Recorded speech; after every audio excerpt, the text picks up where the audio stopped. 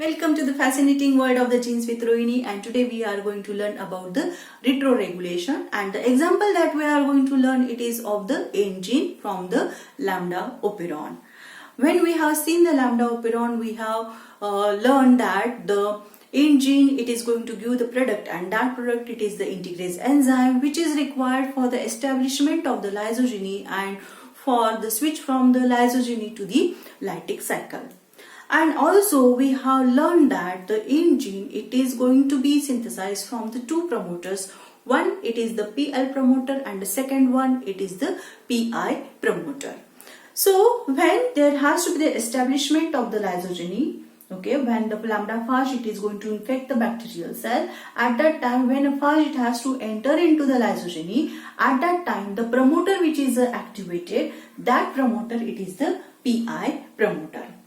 Because the PL promoter it is a inhibited or it is not a active one, but the product int gene product it is required, the integrase enzyme it is required, and for that purpose there is the activation of the PI promoter. So the transcription it is going to start from whom? The transcription it is going to start from the PI promoter, and the RNA it is going to be synthesized from the PI promoter, and then the RNA polymerases it will come up to this terminator, and there will be termination of the transcription by having the termination signal, and transcription it is going to be stopped. The RNA which has been synthesized from the PI promoter, now that RNA it can go for the translation, and it can be there will be the synthesis of the integrase enzyme. Okay, this it is going to happen when there has to be the establishment of the lysogeny cycle.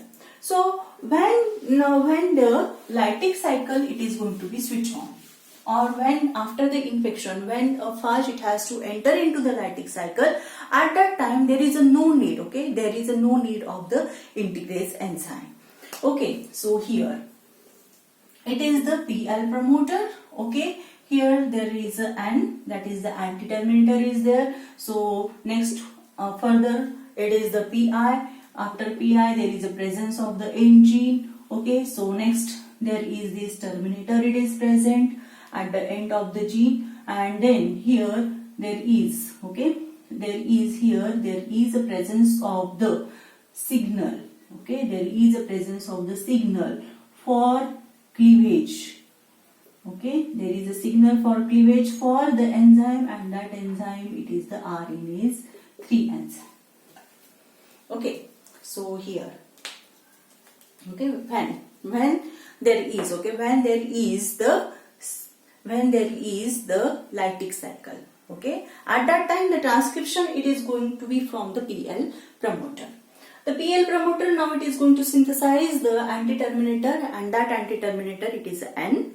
That anti-terminator now it is going to bound with whom? It is going to bound with this RNA polymerases, and it is going to make the conformational changes into the RNA polymerases, and this modified RNA polymerases now it is able to do the read-through transcription. So this modified RNA polymerases now it will go into the N gene. It is going to do the synthesis of the N gene, but when it is coming towards this terminator, okay, when it is at this terminator, it cannot recognize that terminator, and it is going to do the read-through transcription, and as it is going to do the read-through transcription, then it is going to synthesize the RNA, and that RNA it has now signal for cleavage, okay, signal for cleavage by RNase 3. Okay, so here the RNA it is going to be formed. Okay, the RNA it is going to be formed, and that RNA which has been formed it has a secondary structure, and this secondary structure it is the substrate for whom? It is the substrate for the RNase 3. So the N gene RNA now it is going to be cleaved. Okay, N gene RNA it is going to be cleaved by the RNase 3, and the integrase enzyme it is not going to be synthesized when there is the establishment of the lytic cycle or a phage when it has infected the bacterial cell and it is going to into the lytic cycle. At that time, no need of the integrase, so no need of the RNA of the engine, so it is going to be cleared, and it is going to be cleared by the RNase 3 as the modified RNA polymerases. It is unable to read the terminator. Okay, in this way there is a retroregulation. This mechanism, it is a retroregulation. It is going to cleave the RNA, okay, by this RNase 3, okay, and in this way there is a retroregulation. Now what is going to happen? Okay, what is going to happen when a phage which is present into the lysogeny now, and now it has to go into the lytic cycle. Okay, so here this, it is the bacterial genome, and in that here there is a presence of whom? In that there is a presence of this phage, okay, phage genome, lambda phage genome, it is present, and this phage, okay, it has to enter into the lytic cycle. And so when it has to enter into the lytic cycle, it has to be excised from the bacterial genome. And for that excision of the lambda genome from the bacterial genome, it is requiring the enzyme, and that enzyme, it is a exogenous enzyme, and second one, it is the integrase enzyme. And as it is going into the lytic cycle, the promoter which is active, that promoter, it is a PL promoter. Now just now what we have seen, that when there is a transcription from the PL, okay, at that time the RNA of the engine, it is going to be cleared. But this, it is not going to happen. When the phage, lambda phage genome, it is integrated into the bacterial genome. When it is present inside the bacterial genome, at that time when the PL, it is active, it is allowing the synthesis of the integrase. The intact RNA of the int gene, it is present. How it is going to be there? Now here it is the int gene.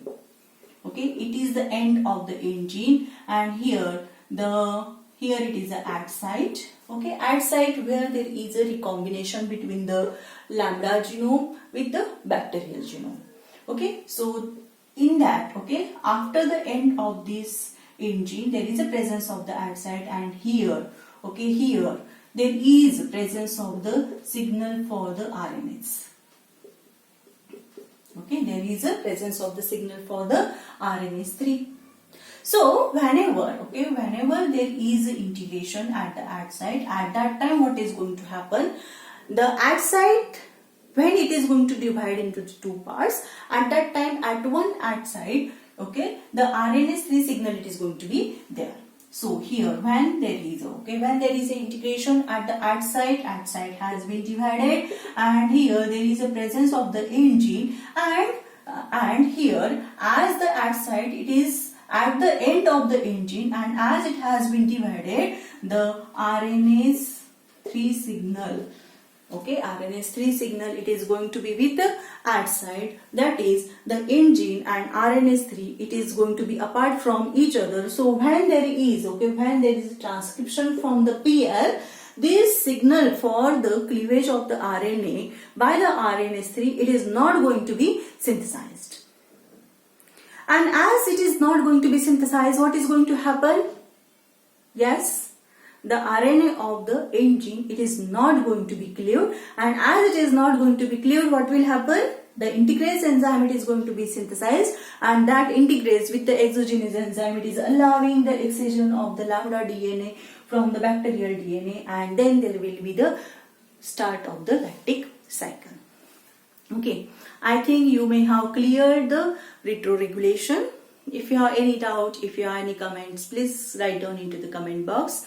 And if you have liked my videos, please subscribe my channel and also share my videos with your friends so that the knowledge is going to spread. Thank you.